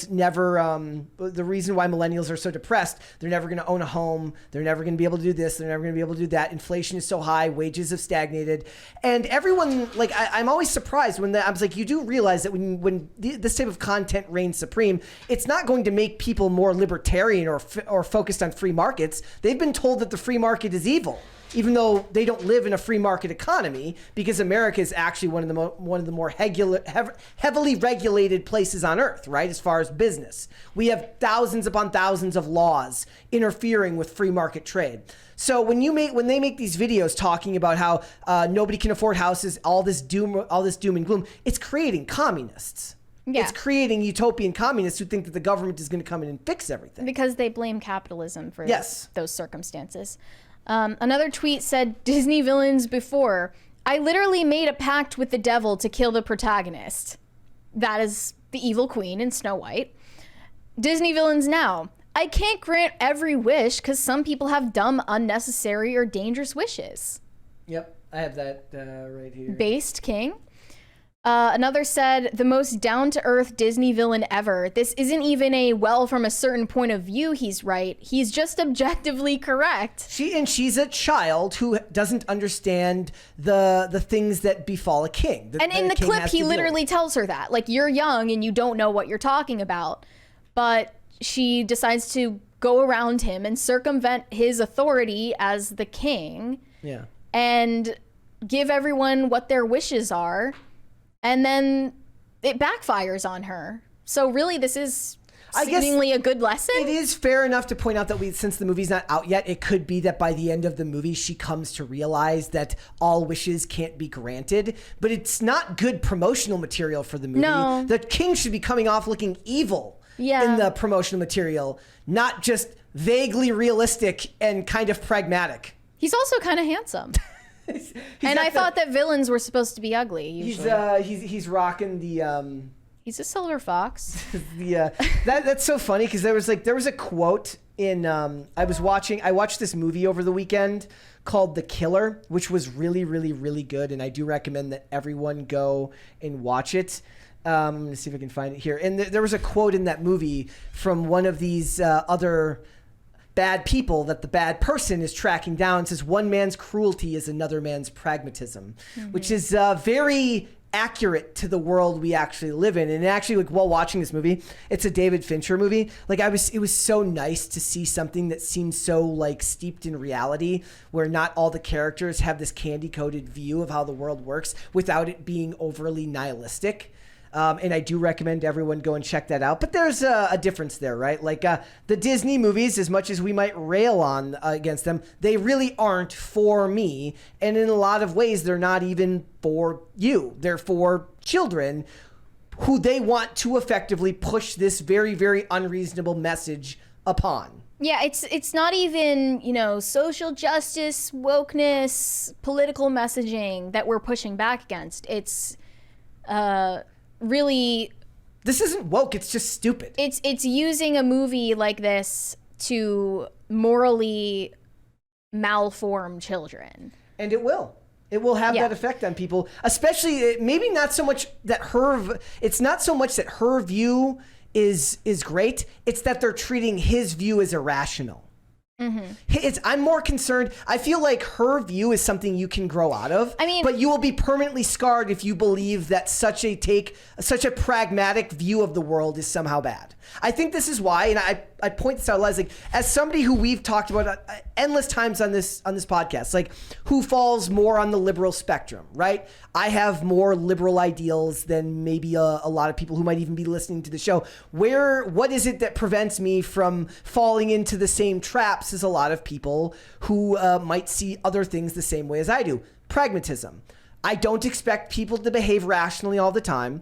I don't expect corporations to act like human beings. I do not believe that human beings are inherently good or evil. I think that good or bad actions can come of everyone, and that when good actions come, you should support them, and when bad actions happen, you should condemn them and hope for a world that does better. But that does not mean that I expect it nor rail against it, because I understand that thousands upon thousands upon thousands of years of human history have told me that that's not something you can reasonably expect. So to promote a movie for children that will tell you that a reasonable take on the governance of others is bad could theoretically be socially damaging to them down the line. Hopefully Disney is just doing a bad job of portraying the villain, and when we actually watch it, which we plan to review this movie, we'll find out that the villain actually is evil and his intentions were compromised. One of these tweets said, he grants wishes that would only benefit him and his kingdom and uses the rest to make himself more powerful. His ideology is right to an extent, but his true intentions behind this are wrong. You can't really tell that from a 2-minute clip or a trailer, so it remains to be seen. But I think that, funnily enough, Ben Shapiro summed this up pretty well in a recent interview with The Critical Drinker. There we go. Yeah, I mean, I don't know if you've seen the preview for their new animated film Wish. So That's coming out, I think, in November around Thanksgiving. And it seems, again, I'm just talking from the trailer, so maybe the trailer is not a good depiction of what the film will be. But it seems that the plot is very, very, very thinly guised. The plot is essentially about how God is bad. And so what it is a king, and the king grants people's wishes. But he has an apprentice, and the apprentice, who's also learning to use this power of granting people's wishes, finds out that the king is only selectively granting people's wishes and is picking and choosing which wishes. This is a terrible, terrible thing. And she will grant everyone's wishes, which, I mean, you don't have to go very far afield to understand that what that kind of is God is bad because he said no to you sometimes. And so it would be better if there were an empowered female character who could get up and make sure that all wishes were granted across the board, leading to what we would call the Bruce Almighty conundrum, which is you can't grant everybody's wish all the time, obviously, but that doesn't seem to matter. So. Okay.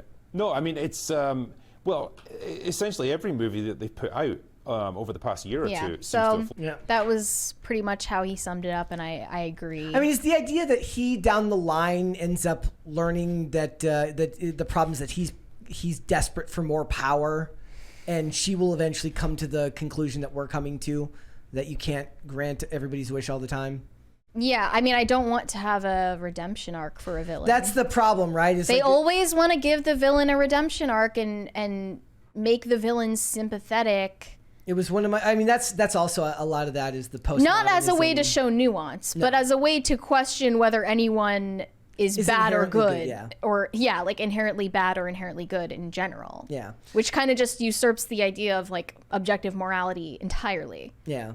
And to the point what I was making earlier, saying I wasn't making large-scale judgments on whether people are bad or good. I'm saying that good and bad happen of all types of human beings, right? And that when we rail against it endlessly, it's not that you're wrong, it's that you're fighting against an objective truth of the world that will do nothing but drain your life force and make you miserable. That's what I think so much when I see so much of the activism of today. I'm not telling them that they don't have a right to be pissed about the things that they're pissed about. More than anything, I feel bad for them that they let their lives be destroyed and let so much hate into their heart over something like these issues when when most of the time they're unsolvable, large scale. Like, they're not getting upset over an individual case of something happening, this or that. They're getting angry about large scale issues like climate change or wealth inequality that are just not going to ever be solved to their satisfaction. And even if they could be, they've allowed their life to be destroyed in its wake. And that's just, to me, that's tragic and heartbreaking. Yeah. And I feel bad for them. So overall, I think that's why this is such a terrible message for the children who are going to watch this, because it endorses the idea that you shouldn't have to work hard to achieve anything. You shouldn't have to face adversity for your dreams or wishes. You should just make a demand of someone who's more powerful than you to dole it out to you and give you instant gratification. You should ask for a handout. Yeah. Or just, rebel against anyone who's more powerful than you because they don't deserve their power. That's a pro big government message, but it's also an anti-God message. Which is right in line with their beliefs. Very subversive without people realizing it. They're going to take their kids to see movies like this and not really look into what the messages are. And then you're going to wonder 10, 20 years later, why is this generation of young adults so entitled? Yep. Well, this is why. Well, and not to mention the fact that there's already an issue of entitlement in generations that didn't have this entertainment. It's going to be even worse when this is the content that they were raised on. And Cocomelon and Skibbity Toilet. Yes. On top of that. It's depressing, but at the same time, it speaks to what parents need to be doing, right? Like parents, like we can complain about Disney all we want, but it's parents' jobs to make sure that their kids aren't watching things that they feel go against their values and morals. So the idea, best case scenario, is like you take your kids to see this and you explain the point to the contrary, why you think the movie was wrong. Right? Have an active discussion about the movie with your children. Yeah, but it's just sad because most parents are not that involved in the formation of their kids. Yeah. They just want them to shut up for 2 hours and consume. Yep. And I mean, most adults operate that way too. Yeah. It's sad. All right. I think we got one or two super chats there. I want to get a second crisis party before we go. Yeah. The Last of My Kind said, Mary, have you seen the Darth Jar Jar theory? Vincent Vendetta has a great video with 9.1 million views and approval from Ahmed Best, who played Jar Jar. You should watch it. Have you watched this? Mm-mm. You should watch it though. Tell her you should start a Star Wars channel. Marry that Star Wars girl. That's a great name. It's really original. That's very original. Mm-hmm. No, I mean, I casually liked what I saw, but I didn't watch it as a kid, so it's not important to me. Yeah. Yeah. Like there's no nostalgia attached. I think I want to watch the next episodes. Like I want to watch the other Disney Star Wars movies just so that I have the ability to compare and contrast them. Mm-hmm. But I'm not going to be nearly as offended by what they did because the originals don't like have this emotional, I don't have an emotional attachment or nostalgia. I can't believe how like divisive the Santa Claus question was, considering nobody's like really having strong feelings about it. Like a couple of people have talked about it, but it's dead set 50-50. All right, well, let's end the poll then, I guess. So we don't forget. There's likely some. Yeah, so 50% to 49%. Wait, where does that 1% go when this happens? I don't know. YouTube always does this. Okay, so it says, is telling your kids Santa is real a lie? 50% say yes, 49% say no. I don't know how you even do that. How do you even do 50 and 49%? I don't think that telling your kid a fairy tale story is lying. It's just telling a story. Yes. Like, I mean, you're actively participating in it by pretending that the gifts in front of is an actor's job lying? Yeah. But no, but the thing is that your kids get done watching the movie, they don't expect. Okay. John McClane does not come down the chimney and put gifts. Merry Christmas, you filthy animal. I think that you can take the Santa story too far. Okay. Like when we go beyond the milk and cookies part and stuff like that, and you like go to extreme lengths, that's a little too far. That's a lie. Pat the Plumber for $20 says, second crisis party, let's go? I think we should make let's go ? Merch. Yeah. I think there should be a let's go shirt and a let's go ? To represent the less confident, but enthusiastic. Like I like the idea of like a mug that says let's go ? Or like the TV logo. It says let's go ? In the TV or something like that. I think that's merch that needs to be created. At Jessica. Yes. Pat the Plumber said, PCC, what up, B words? Well, what's up with you, dude? We're just over here arguing about whether it's a lie to tell your kids that Santa Claus is real or not. Shane H. Wilder said, the anti-God message of Wish reminds me of the Megan Rapinoe story today, where she said that because she got injured, then God must not exist. Yeah, she got hurt in her last game and said that. Oh, boo-hoo. And then somebody said, it's hilarious that you think God watches women's soccer. Like, isn't that unbelievably narcissistic? Like, does that fill you with anger the same way it probably does when, like, people who never pray or believe in God, something bad happens to them, suddenly they're all about it and they're like, oh. That I don't mind at all.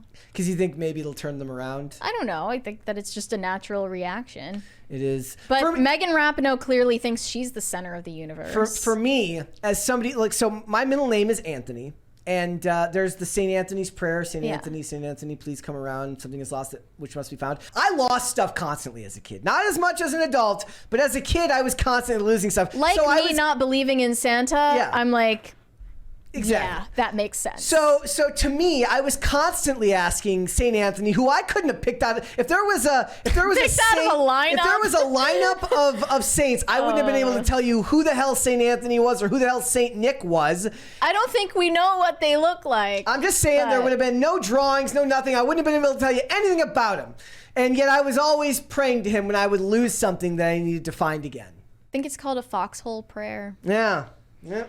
Pat the Plumber said, second party, let's go. Let's go. Lucky Ducky said, Mary, make sure you watch Rogue One. 10 out of 10 ending.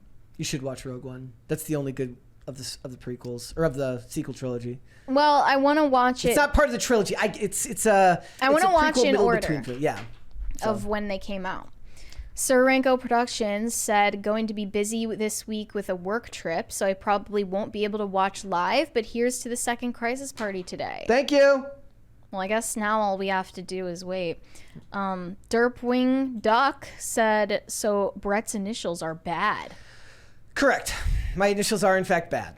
That's the way it is. All right, guys, before we go, would you hit the like button on this video? Would you subscribe to this channel if you have not done so already? I have a sneaking suspicion that the Crisis Party will happen before the outro, but if it doesn't, we'll get a post-credit scene. But Mary, where can they find you? Oh, also, I think I'm going to pull this episode because of the clips on screen with the... yeah. That's why I was like, I don't think we should go, because I didn't watch it through before. Okay. Yeah, I think we're pulling this episode. It wasn't super visible, but I understand. Better safe than sorry. First, one last super chat from Sir Ranko Productions said, Rapinoe's wager, if I don't get everything I deserve, God isn't real. That's exactly. That's right up there with Wish, right? That's perfect. If the wage gap exists, then God can't be real. Anyway, you can send me validation on Instagram at Mary Archived, or you can send me hate on X. That is also Mary Archived. Are they still hating on you over there because of the middening? I haven't checked. I think they quieted down eventually. It's always good that you should double check though. Make sure. Do you just what was it? Can you like mute it so that you don't get notifications? I already don't get notifications. I'm saying, but like when you open the app, will they show up? No. I on Twitter I changed it so like I only get notifications from people I follow. I get no notifications for anything. Like my phone is dead silent all the time. Yeah, it's nice. Yeah. All right, guys, before we go, would you hit the like button on this video and subscribe to this channel if you have not done so already? If you'd like to follow me, you can follow me on Instagram and Twix at Brett Dasovic on both of those platforms. There's one more super chat here from Bucky Ducky who says, do yourself a favor and don't watch 7 through 9. Am I just supposed to assume that they're bad without making my own opinion? You should make your own opinion. I want to watch these movies and form an opinion for myself, whether they're bad or not. All right. Guys, at Brett Dasovic on both of those platforms. PCC is here 5 days a week, 3 p.m. There it goes. Perfect. There, we're like...